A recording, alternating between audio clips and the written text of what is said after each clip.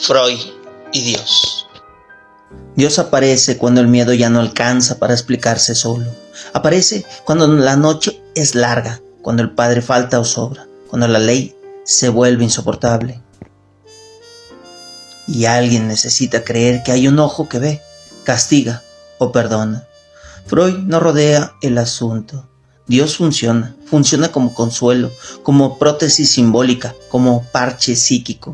No como verdad revelada, sino como necesidad. ¿Quién aguanta el vacío sin inventarse algo?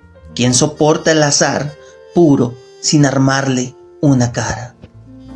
La religión es la ilusión más antigua de la humanidad. Escribe Freud en El porvenir de una ilusión. Ilusión no como mentira vulgar, sino como deseo cristalizado. Se cree porque se necesita, se reza porque algo duele, se obedece porque el caos asusta. Así de simple, sin incienso, sin misterio místico. La fe como respuesta al desamparo. Punto. Borges lo dijo sin psicoanálisis, pero con bisturí. Dios acecha en los intervalos, en los huecos, en lo que no se entiende, en lo que no cierra. Ahí se cuela la divinidad, como una palabra puesta donde el lenguaje se rinde. Derrida afila más. Todo Dios es un nombre propio mal traducido, una firma aplazada, una presencia que nunca llega del todo. Diferida, siempre prometida, nunca entregada. ¿Y si Dios no es más que una nota al pie del miedo humano? Schopenhauer no tuvo paciencia. El mundo no está gobernado por una razón divina, sino por una voluntad ciega que empuja sin preguntar. Vivir duele porque querer no se detiene, y cuando duele demasiado se inventa sentido, se inventa Dios. Freud toma nota y ve más lejos. El Dios moniteísta hereda la figura del Padre, Padre protector, Padre castigador, Padre que dice no y sostiene la ley. No hay cielo sin Edipo, no hay altar sin culpa.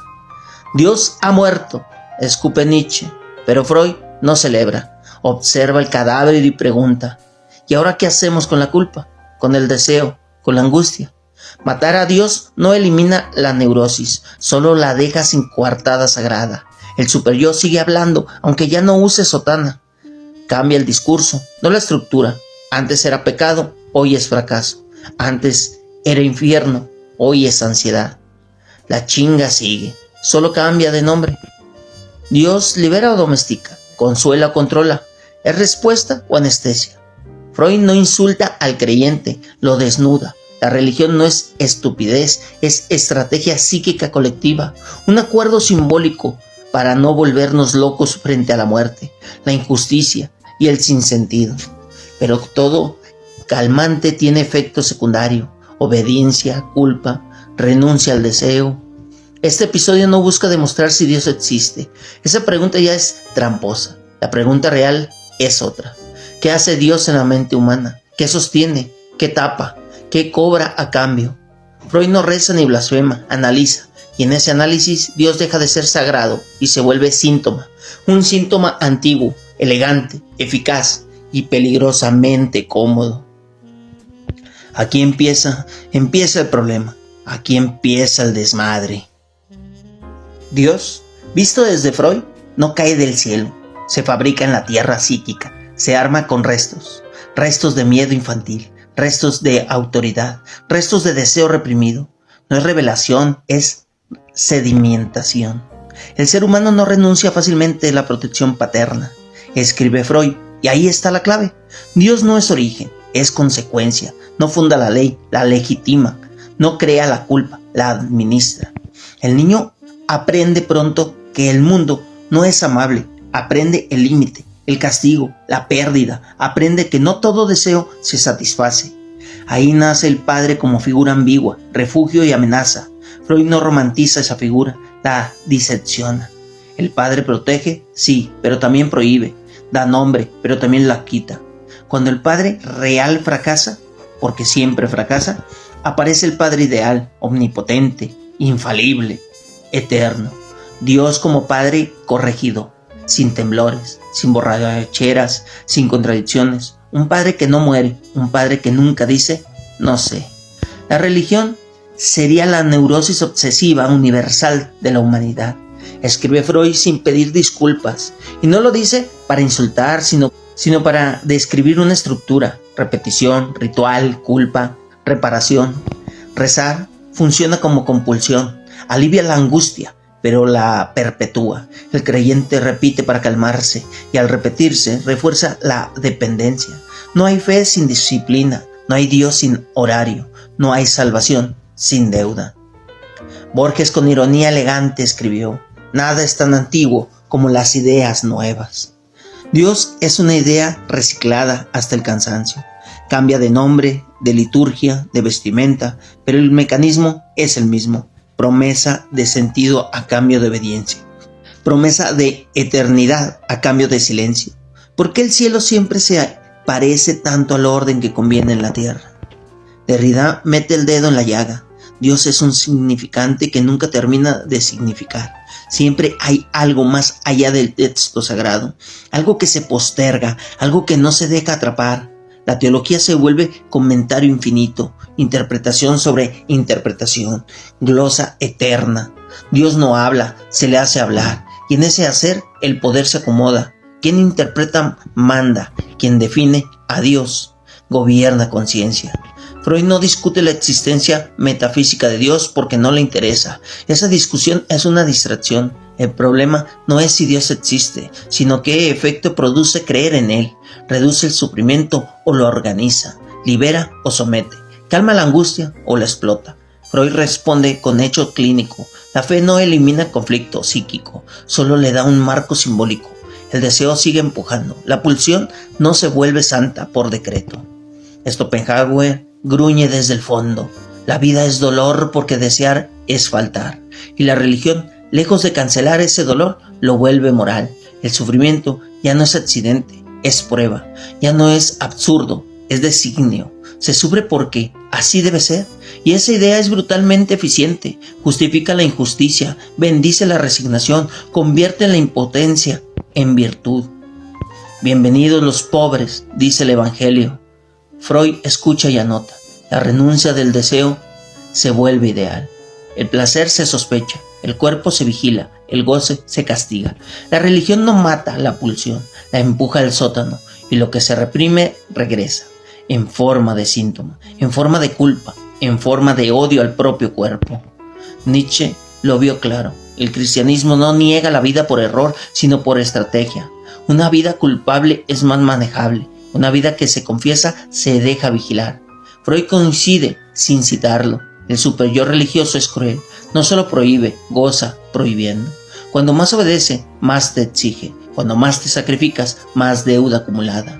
Dios nunca dice: ya basta. ¿Y qué pasa cuando Dios se cae? Cuando ya no convence. Freud no celebra el ateísmo ingenuo. Quitar a Dios no desactiva la estructura. El superyo busca reemplazo. Antes era el cielo, ahora es el rendimiento. Antes era el pecado, ahora es la productividad. Antes era la confesión, ahora es coaching. El discurso cambia, la violencia permanece. Borges vuelve a aparecer como espejo. El infierno y el cielo me parecen desproporcionados. Freud asentiría castigos eternos por faltas finitas, premios infinitos por obediencias miserables. La economía moral de la religión es absurda, pero eficaz. Trabaja con extremos porque la angustia no entiende de matices. Derrida insiste: no hay presencia plena, ni siquiera en Dios. Toda fe está atravesada por la duda, y esa duda no es falla, es condición. La creencia absoluta es una fantasía. Incluso el más devoto negocia con Dios, promete, exige, reclama, reza como quien firma un contrato mal leído. ¿Por qué Dios siempre debe algo?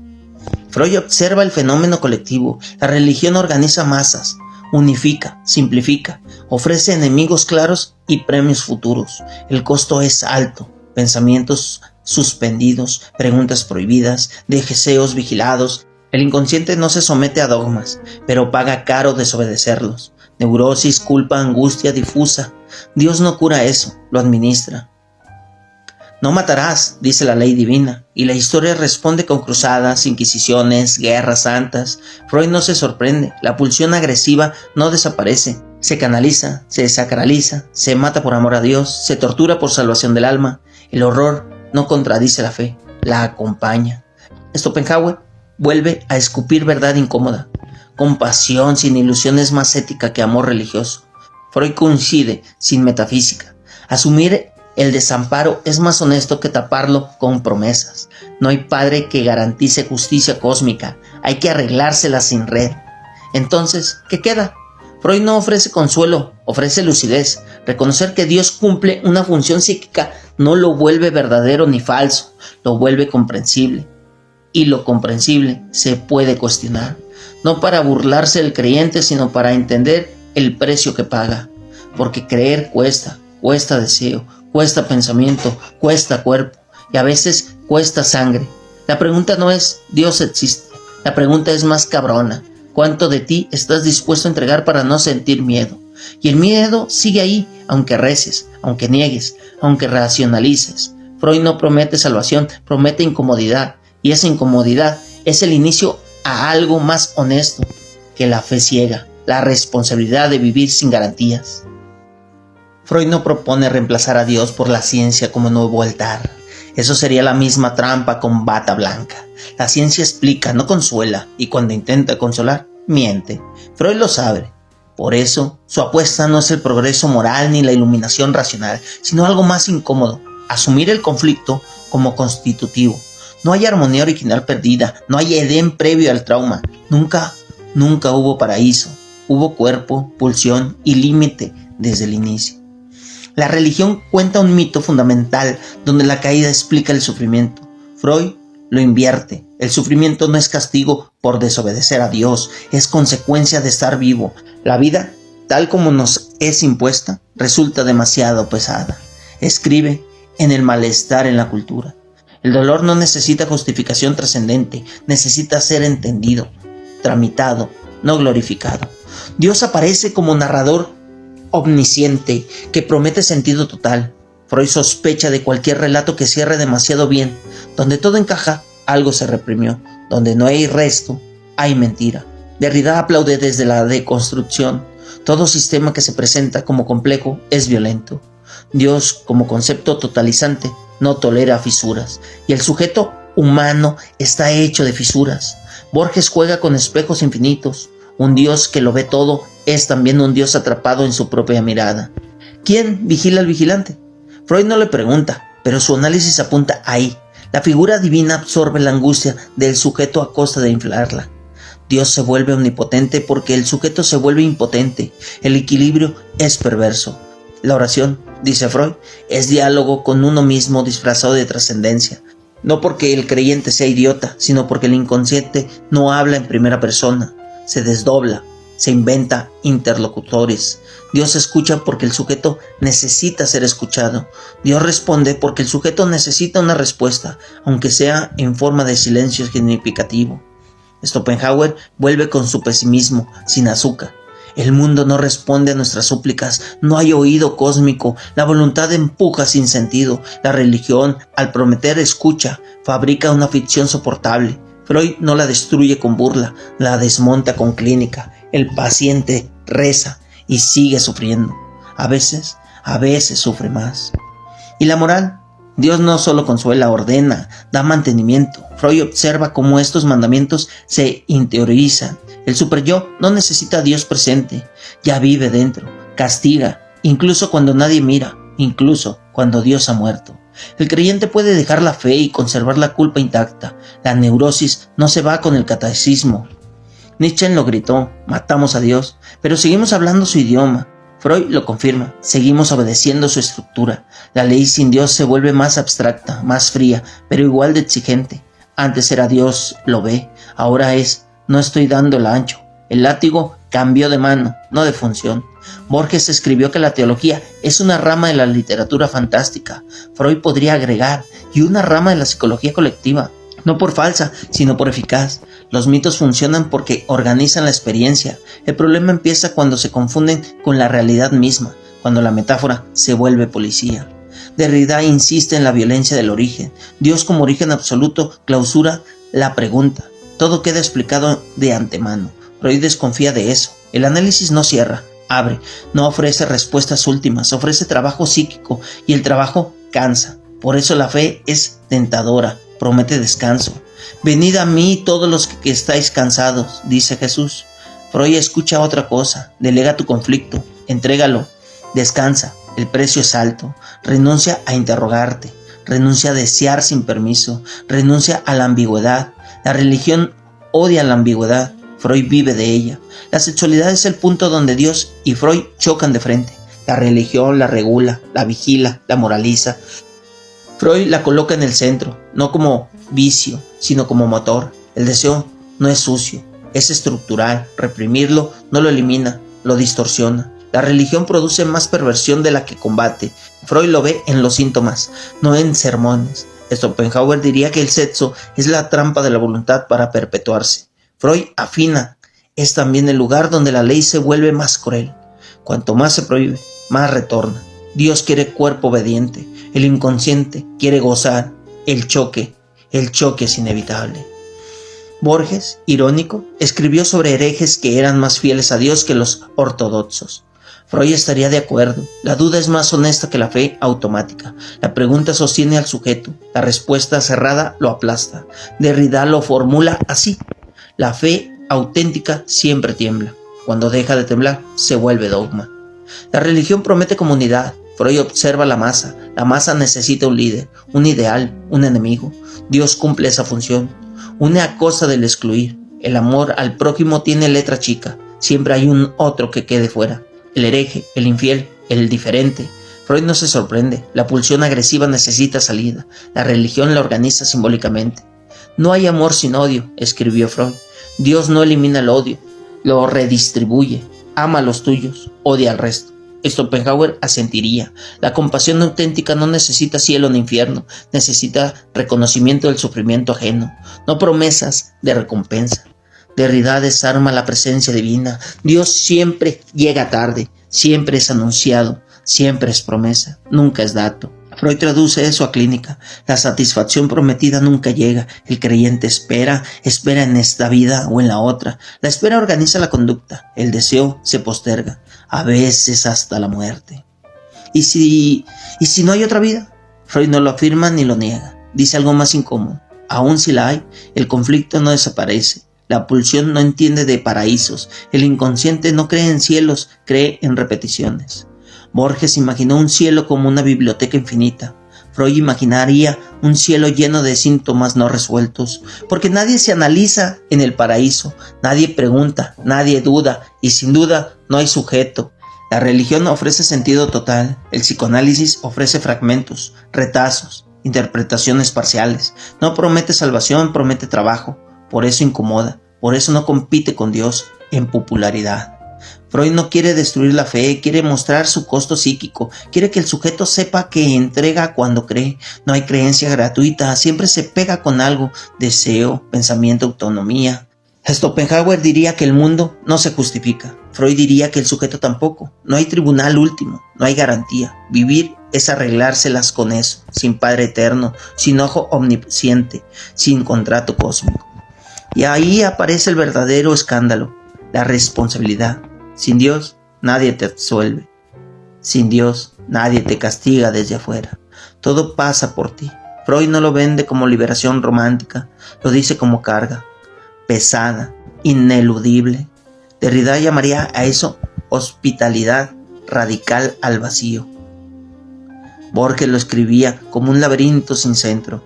Freud lo escucha en el diván como angustia pura, sin nombre, sin rezo que la calme del todo.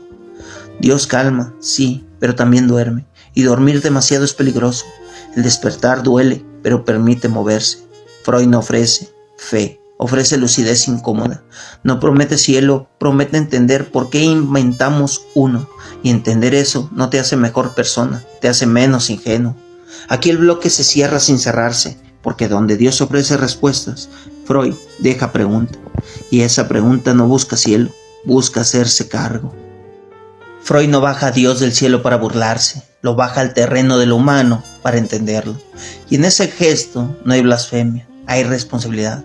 Dios deja de ser misterio sagrado y se vuelve función psíquica, estructura simbólica, respuesta colectiva al desamparo.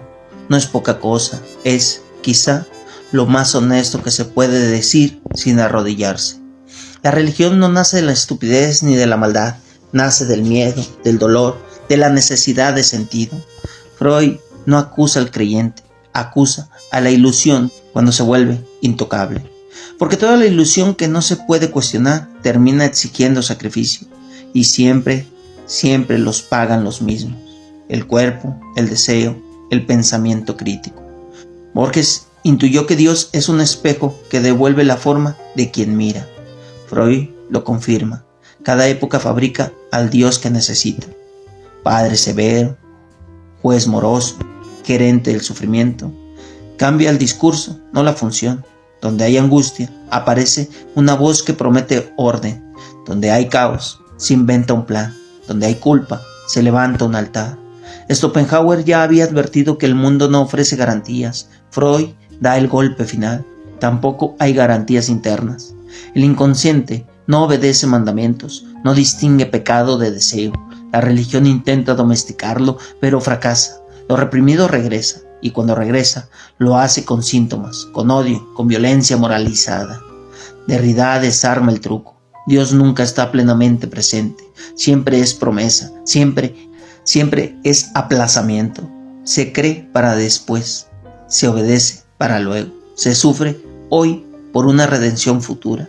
Freud observa el costo de esa espera: vidas suspendidas, deseos postergados, culpas heredadas como si fueran dogma.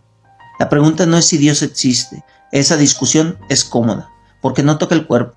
La pregunta es: ¿qué hacemos con la necesidad de Dios? ¿Qué vacíos tapa? ¿Qué miedos organiza? ¿Qué violencia justifica? Porque creer no es un acto inocente, siempre estructura la forma de amar, de odiar, de obedecer. Freud no ofrece reemplazo, no propone una nueva fe, no vende esperanza, ofrece algo más difícil: hacerse cargo del desamparo sin anestesia, vivir sin Padre eterno, desear sin permiso divino, pensar sin miedo al castigo cósmico. Eso no te hace feliz, te hace adulto. Borges escribiría que Dios puede ser un hermoso artificio literario. Freud diría que también es un artificio psíquico eficaz. Schopenhauer recordaría que el dolor no necesita explicación para existir. Derrida insistiría en que toda verdad que se cierra se vuelve violenta. Freud, en cambio, se queda en el borde incómodo, donde no hay respuesta final, donde la fe ya no alcanza, pero el cinismo tampoco, donde el sujeto tiene que sostener su deseo sin garantía, sin cielo prometido, sin infierno amenazante.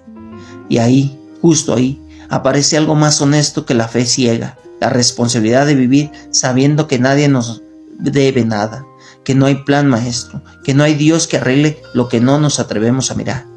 No es liberación, es peso, pero es un peso real y al menos es nuestro. Aquí termina el episodio, no con un amén, una pregunta que nos arrodilla.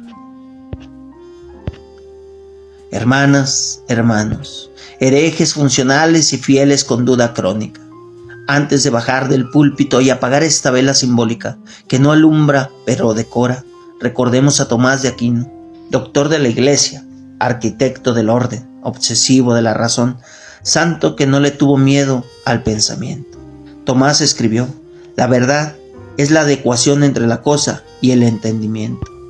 No el milagro, no el dogma repetido como loro, no el miedo. La verdad como trabajo, como ajuste incómodo entre lo que hay y lo que pensamos que hay. Y también dejó caer esta bomba silenciosa: la gracia no destruye la naturaleza, la atraviesa. Dicho sin latín ni incienso, no hay fe que borre el deseo, no hay Dios que anule el cuerpo, no hay cielo que excuse la miseria bien administrada aquí abajo. Tomás no era ingenuo, sabía que creer sin pensar es idolatría. Por eso defendió la razón, incluso dentro de la fe, porque una fe que le tiene miedo a la pregunta ya está muerta. Y un Dios que no soporta el análisis se parece demasiado a un tirano. Así que bajen la cabeza, si quieren, pero no para obedecer, para pensar, porque incluso desde el púlpito se puede decir esto sin que caiga un rayo: Dios no se ofende por las preguntas, se ofende por quienes lo usan para mandar. Que cada quien cargue su fe, su duda o su vacío sin convertirlo en arma. Que nadie use a Dios como coartada para no hacerse cargo de su deseo. Y que si van a creer, crean con inteligencia. Y si no, tampoco mientan. Eso fue Metáforas del Multiverso. Aquí no damos absolución, damos preguntas. Pueden retirarse en silencio o quedarse pensando. Si te gusta, comenta, comparte y recuerda, quien escribe merece el castigo de ser leído.